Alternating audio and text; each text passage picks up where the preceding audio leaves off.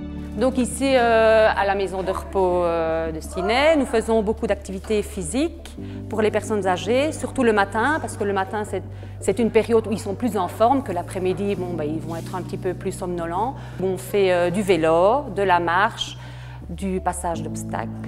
On fait aussi de la Wii, donc on danse tous les vendredis, pendant 1 heure, on danse.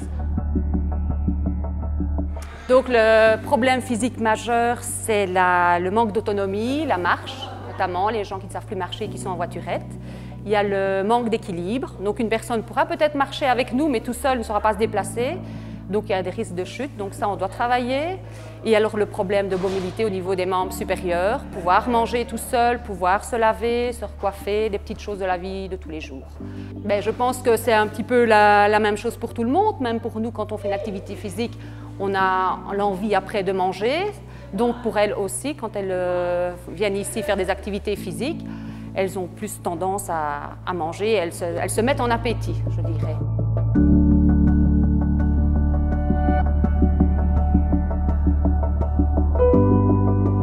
Le snoezelen, c'est une méthode de communication avec des personnes qui sont déments et qui sont dans la phase végétative, donc la dernière phase de la démence. Donc, le snoezelen, au fait, le mot snoezelen, ça veut dire snuffelen et doezelen. Snuffelen, c'est tout ce qui a à voir avec les sens, et doezelen, c'est la relaxation. Je commence plutôt par le sens, le toucher d'abord. Après le toucher, il y a souvent l'ouïe. Après l'ouïe, il y a l'odorat. Et après l'odorat, il y a souvent le goût. Les personnes dans un stade déjà bien évolué de la démence, il faut vraiment ressentir la personne. Et ça peut être juste un soupir, ça peut être un petit sourire, ou parfois des yeux qui s'ouvrent et qui se referment.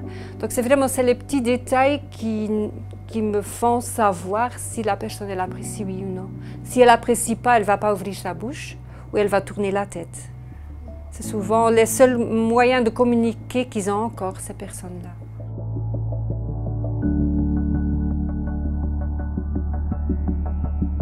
Donc aujourd'hui, on a organisé un atelier cuisine. Donc on a réalisé des cookies. Donc ça, c'est un atelier que je réalise donc 1 fois par semaine. Les ateliers cuisine, ils apprécient beaucoup parce qu'ensuite on va le partager ensemble, ils vont déguster ce qu'ils ont mangé et ça c'est toujours un plaisir pour eux de pouvoir montrer aux autres qu'ils l'ont réalisé et que c'est très bon, quoi. Puis ça leur rappelle un peu leur passé. Souvent c'était des dames qui cuisinaient beaucoup, donc c'est fort apprécié, c'est un moment de convivialité. Oui madame, j'aime bien faire la cuisine ici, on apprend beaucoup de choses. Des choses nouvelles qu'on ne faisait pas chez soi. C'est obligé d'être bon parce que nous avons mis toutes des bonnes choses.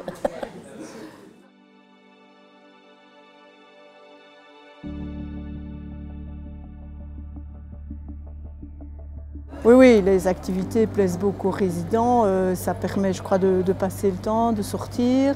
Quand il y a des visiteurs extérieurs qui viennent voir, ils sont aussi fiers de montrer ce qu'ils font.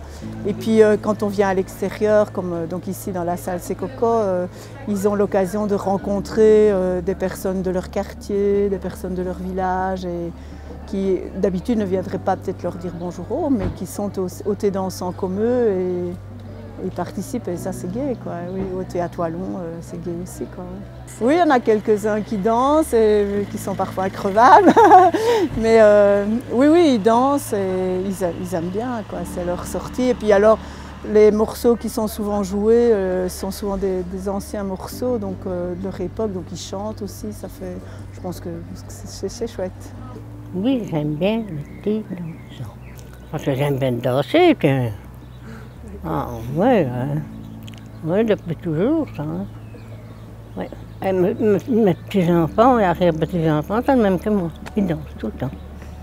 Nous organisons souvent des journées à thème avec des nouvelles saveurs pour eux, connaître d'autres choses. Et nous tenons toujours à marquer sur l'année le coup par rapport à une activité qui est très importante, c'est le repas de fin d'année, où là, ils reçoivent un menu de façon gastronomique, présenté de façon gastronomique et très agréable avec une journée de festivité.